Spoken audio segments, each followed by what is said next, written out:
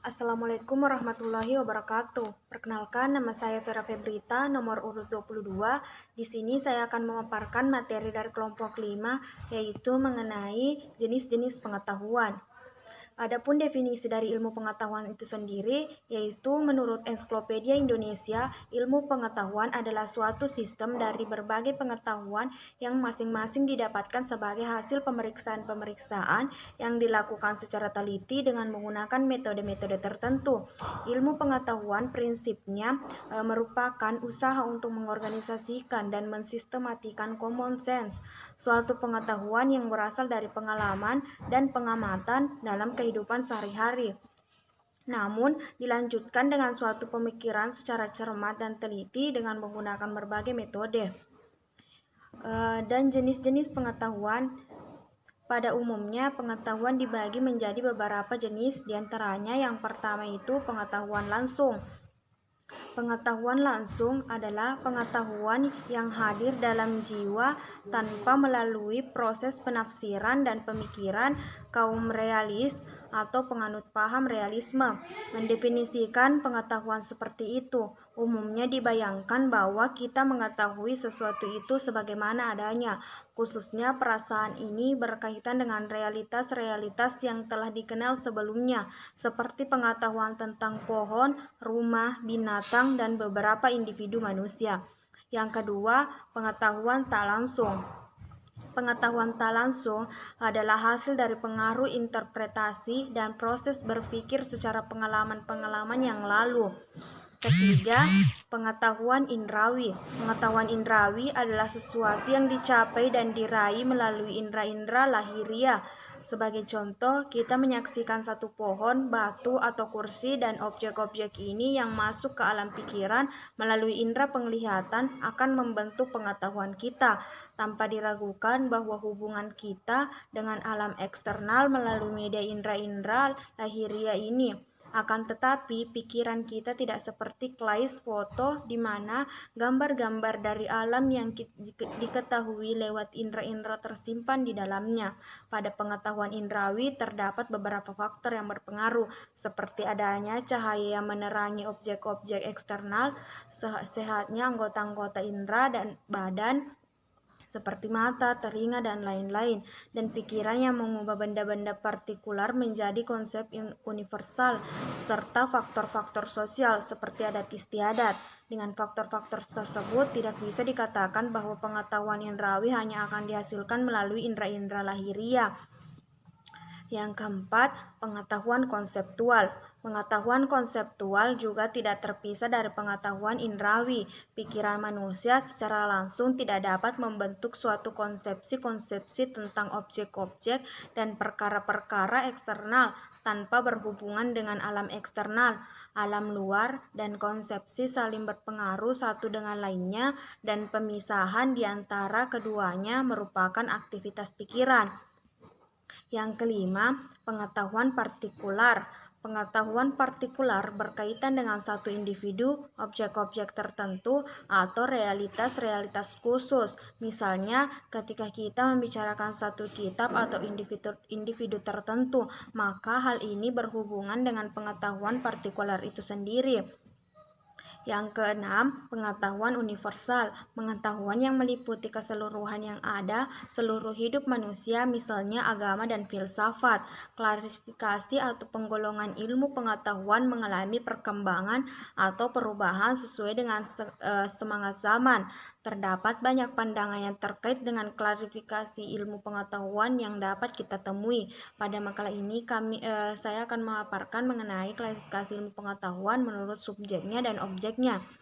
Yang pertama, menurut subjeknya, yang pertama yaitu teoritis, yaitu yang pertama nomentetis, ilmu yang menetapkan hukum-hukum yang universal berlaku, mempelajari objeknya dalam keabstrakannya, dan mencoba menemukan unsur-unsur yang selalu terdapat kembali dalam segala pernyataannya yang konkret bila mana dan di mana saja. Misalnya adalah ilmu alam, ilmu kimia, sosiologi, ilmu hayat, dan sebagainya. Yang kedua, ideografis atau ide cita-cita, grafis, lukisan, di mana ilmu yang mempelajari objeknya dalam konkret menurut tempat dan waktu tertentu dengan sifat-sifat yang menyendiri atau unik. Misalnya ilmu sejarah, etnografi, atau ilmu bangsa-bangsa, sosiologi, dan sebagainya. Yang kedua, praktis. Ilmu yang langsung ditunjukkan kepada pemakai atau pengalaman pengetahuan itu. Jadi menentukan bagaimanakah orang harus berbuat sesuatu, maka ini pun diperinci lebih lanjut, yaitu yang pertama normatif, ilmu yang memesankan bagaimanakah kita harus berbuat, membebankan kewajiban-kewajiban dan larangan-larangan, misalnya etika atau filsafat kesusilaan atau filsafat moral. Yang kedua positif, yang mengatakan bagaimanakah orang harus berbuat sesuatu, mencapai hasil tertentu. Misalnya adalah ilmu pertanian, ilmu teknik, ilmu kedokteran, dan sebagainya.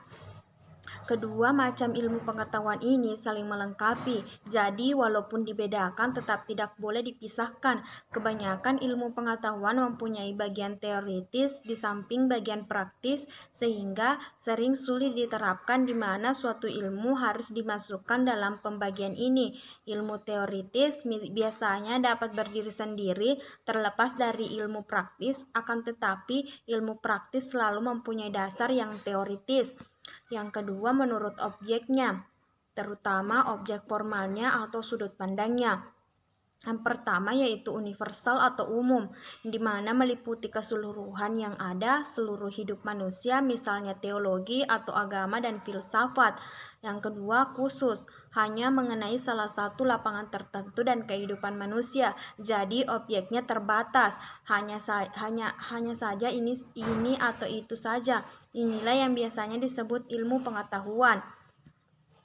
Ini diperinci lagi atas yang pertama ilmu-ilmu alam.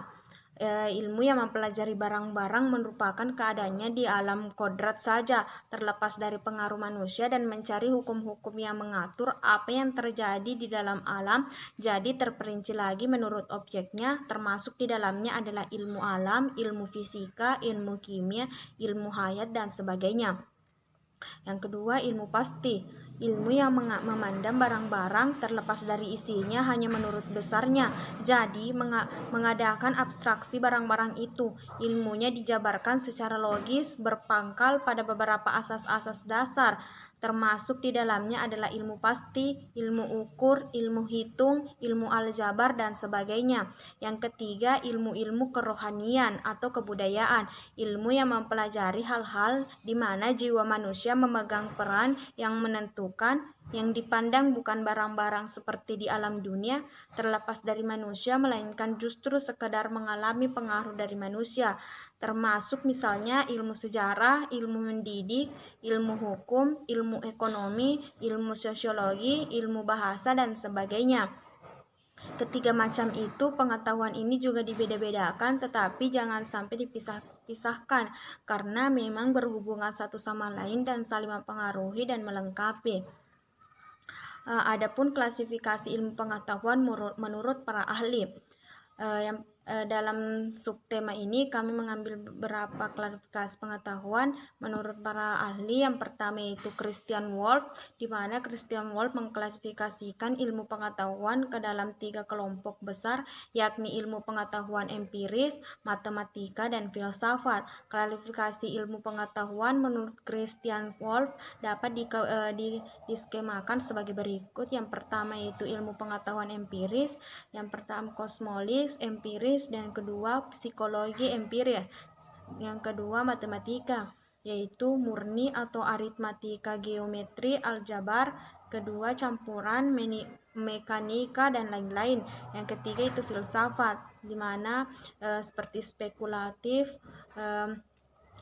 yang termasuk dari seperti umum atau ontologi, khusus seperti psikologi, kosmologi, teologi. Dan kedua yaitu praktis. Pembagiannya yang pertama intelek, kedua kehendak, ketiga pekerjaan fisik.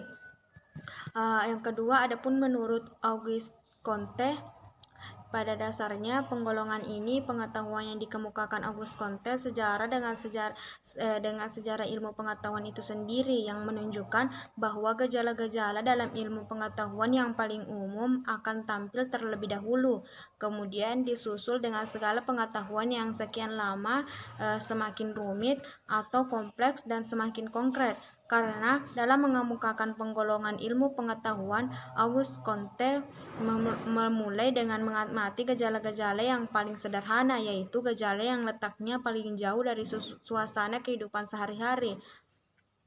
Urutan dalam penggolongan ilmu pengetahuan Auguste Comte yaitu yang pertama ilmu pasti atau matematika, kedua ilmu perbintangan atau astronomi, ketiga ilmu alam atau fisika, yang keempat ilmu kimia, kelima ilmu hayat atau fisiologi atau biologi, yang keenam fisika sosial atau sosiologi.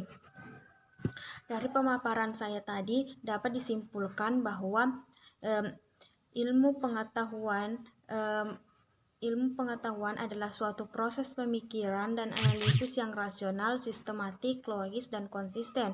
Sedangkan menurut ensiklopedia itu, ilmu pengetahuan adalah suatu sistem dari berbagai pengetahuan yang masing-masing didapatkan sebagai hasil pemeriksaan-pemeriksaan yang dilakukan secara teliti dengan menggunakan metode-metode tertentu. Terdapat perbedaan ilmu pengetahuan dengan pengetahuan biasa terletak pada sifat sistematika dan cara memperolehnya. Klasifikasi ilmu pengetahuan bisa didasarkan pada subjek dan objeknya. Berdasarkan subjek dapat dibedakan menjadi dua macam, yaitu ilmu teoritis dan ilmu praktis. Sedangkan menurut objeknya, ilmu pengetahuan dapat dibagi menjadi dua macam, yaitu ilmu umum dan ilmu khusus, yang dimana perinciannya telah kita pelajari tadi. Adapun menurut para ahli itu sendiri, menurut Christian Wolff mengklasifikasikan ilmu pengetahuan ke dalam 3 kelompok besar, yakni ilmu pengetahuan empiris, matematika, dan filsafat. Sedangkan menurut Auguste Comte, sejalan dengan sejarah ilmu pengetahuan ilmu sendiri, yang menunjukkan bahwa gejala-gejala dalam ilmu pengetahuan yang paling umum akan tampil terlebih dahulu, kemudian disusul dengan gejala pengetahuan yang semakin lama semakin rumit atau kompleks dan semakin lama akan rumit sendiri. Itulah tadi pemaparan dari saya mengenai jenis-jenis pengetahuan. Lebih dan kurangnya mohon dimaafkan. Wassalamualaikum warahmatullahi wabarakatuh.